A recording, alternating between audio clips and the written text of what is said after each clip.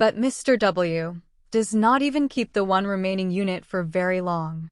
He and his family use it for a short vacation or two. Occasionally, he invites his close friends to use it. Otherwise, he rents the remaining unit until it is sold.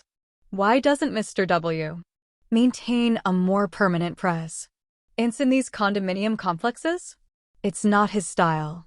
Most of the people who buy Mr. W's vacation condominiums are upper-middle-class UAWs. Mr. W and many of the buyers of his condominium units have had a number of disagreements. In several of the complexes where Mr. W previously bought units, his buyers passed so many restrictive covenants that Mr. W was uncomfortable even spending vacation time in his condominiums.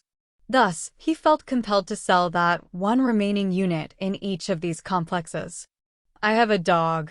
Call him the six-figure doggy. I have sold several condominiums because the people passed dog laws. They told me, you've got to get rid of the dog. 1 foot 11 inches sell an entire building before I get rid of my dog. Mr. W anticipated that the status-conscious buyers of his latest venture would also be insensitive to his desire to have a dog. So before construction on the complex was even started, he listed his dog in the building's declaration. It stated that Mr. W and his family would have the right to have a dog with them when they were in residence. All the buyers, according to Mr. W, were given copies of the declaration. Thus, they were all aware of Mr. W's right to have a dog in the complex. Not one owner objected at the time they purchased property, but shortly after the complex was completely sold out, excluding Mr. W's last available unit, the owners banded together and formed an action committee. Its purpose was to develop and enforce an expanded list of restrictive covenants. Certainly, these new covenants would not restrict the rights of Mr. W and his dog. After all, these rights were specified in the original declaration. The Action Committee passed a dog law. It sidestepped the original declaration concerning dogs and stated that dogs would be allowed on the complex with certain restrictions if they weighed less than 15 pounds. So much for doggy rights and original declarations. Mr. W felt that this was a subterfuge to encourage him to sell out his six-figure doggy weighed 30 pounds. He felt that even if the dog dieted, it could not come into compliance. Mr. W was particularly disturbed that he was never allowed to cast a vote for or against the dog-related covenant. Nonetheless, he was determined to keep his dog in spite of the covenant. After all, he had been a major investor in the building. Before construction even began, the Action Committee, wrote me a letter and stated that I had to get rid of the dog because it was over 15 pounds. So I went to one of their meetings. I complained about their voting system. I had no representation. Just prior to leaving the meeting, Mr. W addressed the committee. How do you know he's over 15 pounds? How do you know? He could be hollow. I won't get rid of the dog. A few days after the meeting, the head of the Action Committee nabbed Mrs. W while she was walking her dog. He told her in a legalese tone, "Get rid of the dog. You're in violation of our covenant." Later that afternoon, Mrs. W told her husband what had transpired. She was noticeably upset about the encounter. He advised her to stay calm.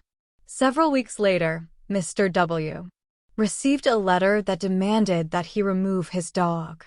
It also stated that legal action would be initiated if he did not comply with the dog-related covenant. 2 more letters followed. Each contained statements that were even more threatening than the first. Mr. W was not impressed with these requests. The author of the letters was the chairman of the Action Committee. He was also an adder. Nay, but as Mr. W discovered, the chairman was not licensed to practice law in the state where the complex was located. Thus, Mr. W. promptly ignored each of the action committee's demands. However, Mr. W. and his family began to feel that they were out of place even just vacationing at this condominium complex. Was the action committee using the dog as leverage to evict his entire family? Mr. W. was convinced this was the real issue. He and his family were not what some would consider to be beautiful people. In contrast, the complex was filled with, in Mr. W.'s parlance, the best scrubbed condominium owners one could ever imagine. Mr. W. was growing increasingly angry with the members of the Action Committee. He felt that its members were going out of their way to be rude to him. He was especially annoyed that the chairman of the committee had embarrassed his wife in front of several other condominium owners. Mr. W. devised a plan. At a meeting of the condominium owners, at which all the members of the Action Committee were present, Mr. W. stood up and introduced himself. "I'm the guy that you have been sending letters to about our dog. I have given your proposal some careful consideration. I've decided I'm not going to get rid of my dog, nor am I going to sell my condominium." This statement drew anticipated boos and hisses from the audience. After gaining the undivided attention of his targeted audience, he outlined his counter-proposal to turn his condominium unit over to his company's profit-sharing and pension plan and allow assembly line employees to use the unit as a vacation resort 52 weeks a year. He asked his audience, "Would that be okay with all of you folks?" Numerous members of the audience moaned. They were undoubtedly envisioning Mr. W.'s blue-collar employees invading their space. 52 weeks a year. Some attendees shouted out, "Keep the dog. Keep the dog." The chairman of the Action Committee proposed that a committee meeting be held immediately in the adjoining conference room. 5 minutes after this behind closed doors meeting, the committee members filed back into the room. The chairman told the audience of condominium owners that the Action Committee had made a decision. After reviewing all the elements of the situation, the Action Committee recommends that the WS be allowed to keep their dog. I ask that the covenant be so amended. All in favor.